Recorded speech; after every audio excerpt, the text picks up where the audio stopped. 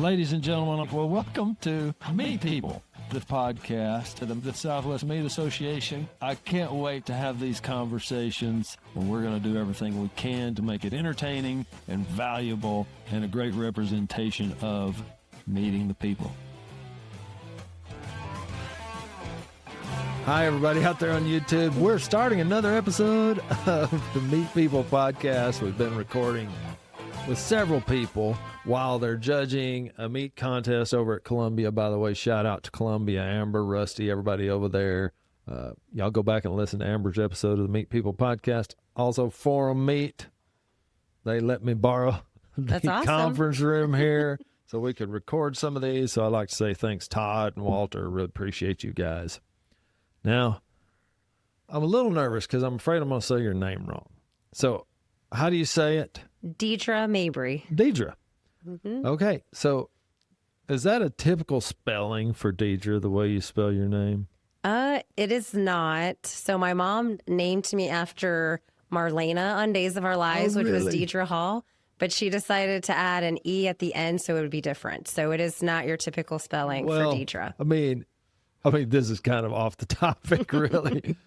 But I'm sitting here thinking I'm supposed to say it differently because I see it spelled a little differently. But actually, it's just Deidrea, which I can do that. That's no problem.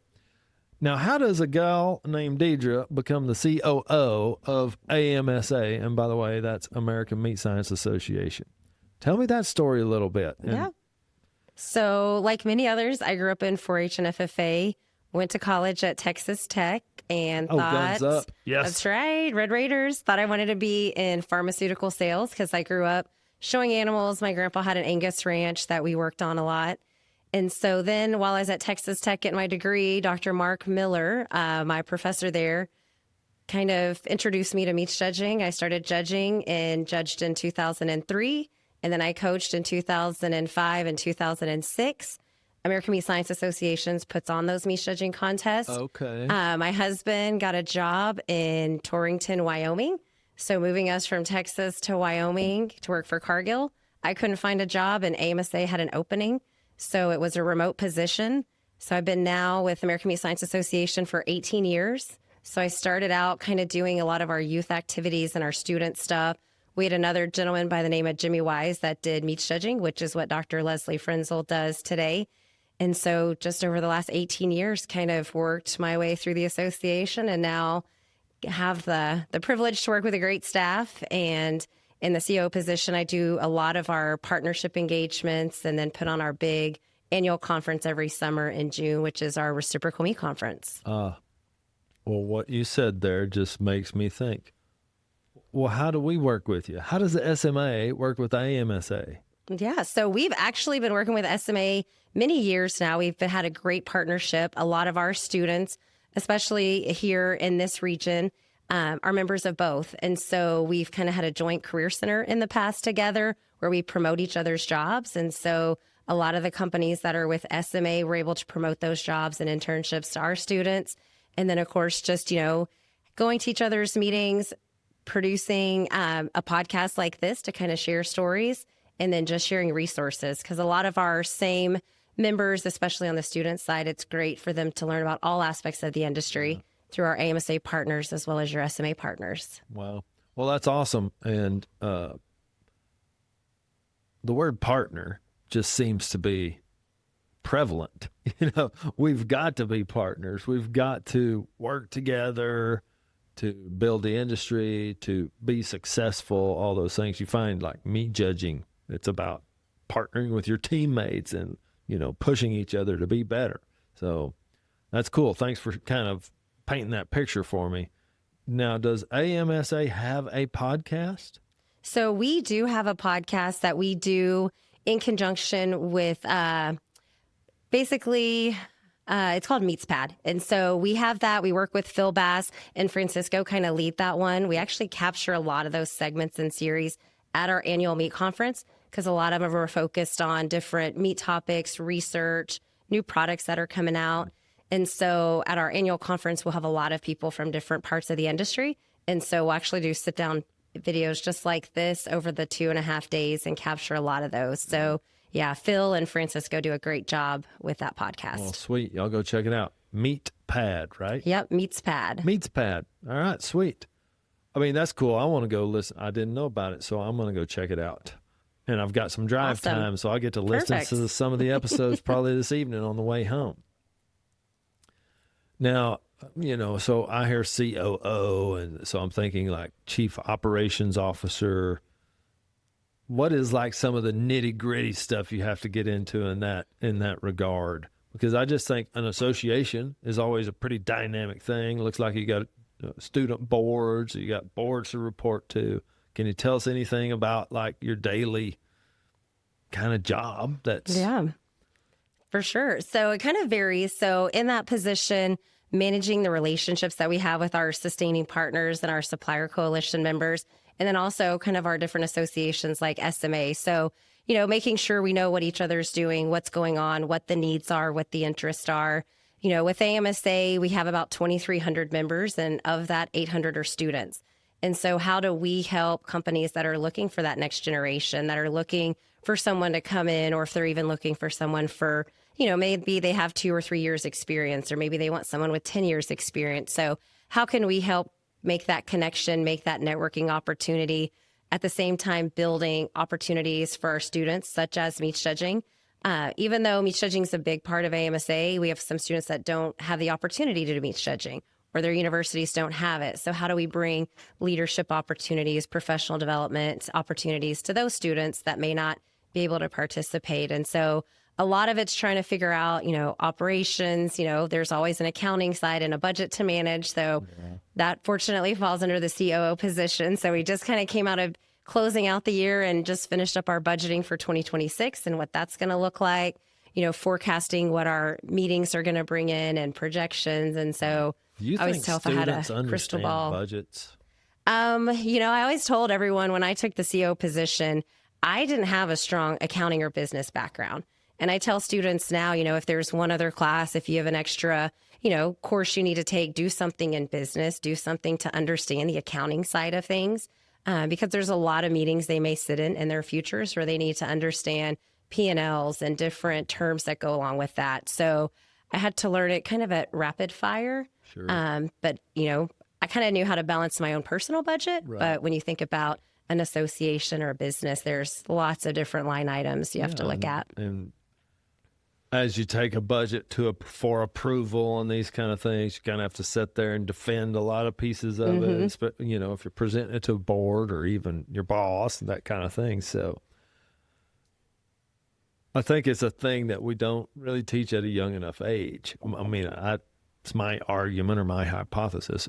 The younger a kid or somebody can start getting into this idea that, oh yeah, you got expenses, incomes,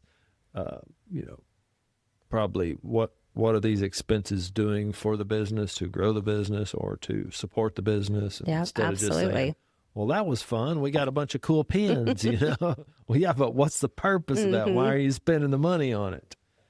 No, it's a fair point. And, and we always like to say we want to be responsible stewards of the monies that our partners invest in us. So how do we make that, give them a great return on investment? So then when we go to recap that at the end of the year, show them how we were able to use those dollars to grow AMSA, to enhance the students, create professional experiences, and then continue on. So, yeah. I mean, I tend to be leaning these conversations towards meat judging because we're at a meat contest. Can you help me come up with things that are like not meat judging, that are AMSA or meat science? I'm sitting here thinking about just in a lab testing bacteria and these kind of things. Is there anything else that comes to your mind that maybe would save me from just pigeonholing all this right into meat judging? Well, I don't know if we have enough time to go into all of it because it's actually pretty fascinating. And we could for sure circle back to meat judging. But when we think about AMSA, and like I said, I've been here for 18 years, came up as a student. When I was in college, you kind of thought you were going to go into research and development, or you were going to go manage food safety for a meat company. And now the breadth of careers that is in this industry is actually, to me, pretty eye-opening and phenomenal. And so, if you're working with an equipment company and you need someone to understand the meat that's going to come down the line, right? Our meat scientists can help you with that. If you're in an ingredient company and you want to know how salt and sugars and things like that are going to react in a formulation to then enhance the meat, our meat scientists can help you with that. We have a lot of our meat scientists going into the pet food industry, Fresh Pet's right down the road here. And so there's just, from technology to new products, we're just not, beef, pork, and poultry, right? We're going into pet food. We have some in aquaculture. And it's pretty fascinating because once you understand some of the concepts behind, and a lot of these students, they have an animal science degree. There's some, like my background was agricultural communications and animal science. Yeah. And then I came into this. And so we have a lot that'll go into the marketing sides of the businesses, because they do understand kind of the background. They've been in some of these plants. They've been around meat processing. And so sometimes it gives them a little bit more of a baseline knowledge as they go in it.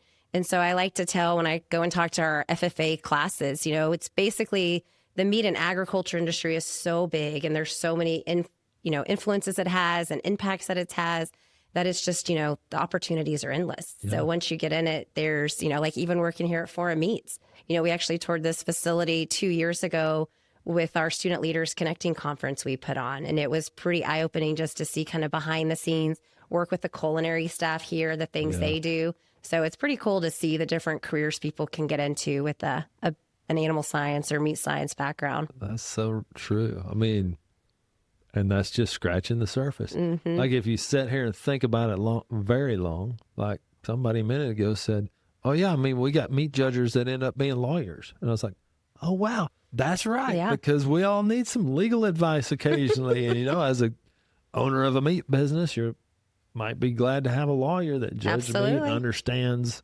something about the industry. Yeah, I have a girl that judged for me is actually a high-risk OB doctor. Yeah. And so it's, and she basically came to animal science for a science credit. And we introduced meat judging. She judged, had a great time. And then she went on. So it's kind of fun to see. My husband, he coached in one of his as a lawyer. Yeah. And so just, for some kids, it's trying something new, trying something different.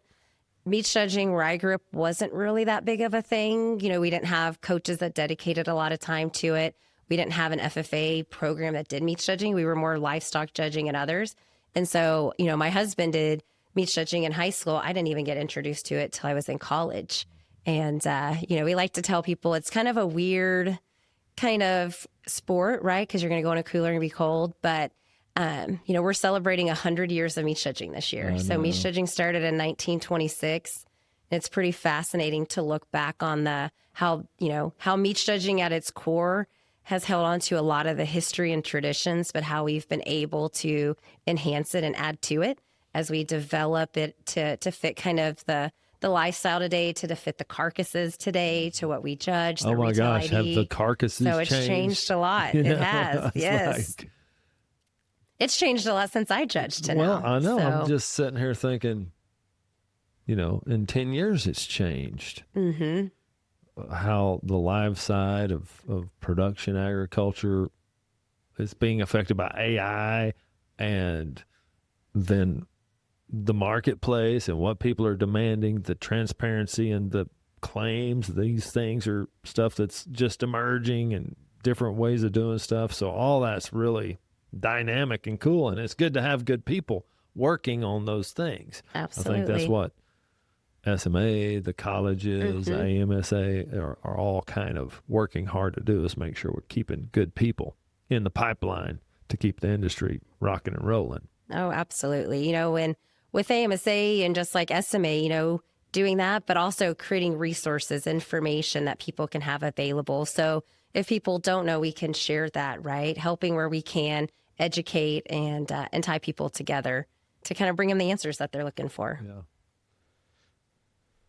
How do you do that? I mean, to me, that's an interesting question or interesting thing. Like getting people information these days is, I don't know. It's hard to figure out how they go get it, how they consume it. So is it available on your website?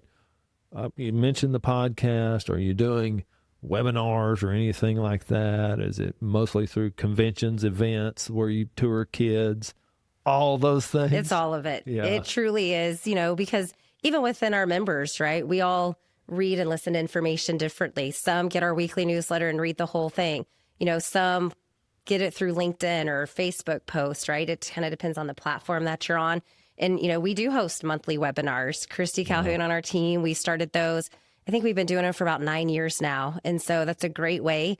Even some of our faculty actually use it as guest lectures in their classes, or they'll have their students listen to it for a day, depending on what the topic is. And so, because within our membership, we represent all different ages. And so it's, we've even, talked sometimes, should we put this on TikTok? Do we need an Instagram reel? Because then it'll resonate to those and get through. We have a great meetscience.org website. We also have a Meat Locker website, which is more for kind of producers, small processors that are looking maybe for information on different topics that come up. And so we really have to utilize every platform out there, I feel like. Absolutely. Registration is now open for SMA's 70th Annual Convention and Supplier Showcase, happening July 22nd through the 25th. Join the Southwest Meat Association for one of the industry's longest-standing events, bringing together professionals from across the meat industry for networking, education, and connection. From engaging sessions to valuable face-to-face opportunities on the Supplier Showcase floor, to activities and experiences that make it fun for the whole family. This is an event you don't want to miss. Visit our website to register today and secure your spot. Hello, meat people. This is Rick Kimbrell with Start Clean. I want to share with you real quick about how ocean near misses and recordables can be related to each other. We chose to reduce the number of recordables by using the red card, yellow cards used in soccer. We use it proactively to coach safety and to have more conversations with our employees about safety. It's familiar, it's non-threatening, it's a great warning system. Call us, it's a free program. I'll be happy to share it with you to keep all of our meat people safe. Well, I mean, that's really a great, taste of AMSA and SMA's partnership, and you as a leader, as part of the leadership at AMSA and putting on meat judging contests, all of those things. Everybody, go learn some more, get involved with if you're an alumni of a university, check out, I'm an alumni of Tech, but I had no clue that Tech was, one of the top meats judging teams. I was rodeoing and just trying to get a degree and doing these things. So I love the insights from just having these conversations. If you're listening, go listen to some of the other conversations of the Meat People podcast. Go check out y'all's podcast as well. And just get involved. I mean, even as industry people, as a businessman, or, it's kind of cool to me. I did think about this a minute ago. So you've got students as members. Mm-hmm. How does that happen? Or how does that work? Like, are they paying to be a member? So kind of both. So students that meats judge during their undergraduate career, they have a membership that's included kind of just with judging. There's other students. So to go to our annual summer conference every June, their Reciprocal Meat Conference, you have to be a student member of AMSA. And so they'll join to come and partake in that. And when we go there, RMC has been around. We'll be celebrating our 79th RMC this summer in June at West Texas A&M. So we're excited to bring it back to Texas. But those students, weren't really attending RMC until probably, I graduated in 2003 and I had to be on a quiz bowl team in order to go to RMC. And so now more opportunities come through universities, right? Alumni, scholarships, grant opportunities, the great things that our academics do are able to get students to scientific meetings more now than what I would say when I was an undergrad we were able to do. And so the students, there's a lot of activities within AMSA they have to be a member to join. And then also to graduate students, we have poster competitions. We have different opportunities for them to kind of partake and do stuff, share their research, because they're all doing phenomenal research here in the U.S. and worldwide, because we do, within AMSA, we represent 35 different countries, and we had 12 represented at RMC last year. So it's fun even from, an international perspective to hear what's going on around the globe that pertains to meat science and meat technology and what's the future looks like. And so some students pay those their own dues. Some universities are able to cover them. And then some are able to come because through their meats judging, they get a kind of a 3-year membership essentially. But then our graduate students do pay those. And we try to keep those fees lower, right? Through our partnerships and things, we're able to reduce that to get those students connected. And then hopefully, we anticipate having about 400 of them at RMC in June this summer. So yeah, but keeping them engaged because, we like to tell people they're our future. We want them to stay in the industry. We want them to go work for these different companies that have invested in this industry. And meat judging is a great pipeline for that. These students learn, they learn hard work, they learn dedication, they learn critical skills, right? How to make a decision and defend it, because whether they're doing questions or they're doing just like reasons, they have budget, to, exactly, you have to defend reasoning. it. So it's fun to see these students kind of grow up. My husband and I, we've been coaching 4-H and FFA teams off and on since 2007. And so it's fun to see when you bring students in that don't know anything about it, even when they're 10 and 11 years old, and then now they're going to college to study meat science or be on a meat judging team, or they go work in the meat industry. And so I think for a lot of students, it's just knowing that the meat industry is here and knowing all the different job opportunities we have available. And so that's why it's great to have, AMSA and SMA and all the different associations out there that can help these companies, enhance that experience and bring it to the students. Absolutely. Deidrea, thanks so much for coming and sitting down.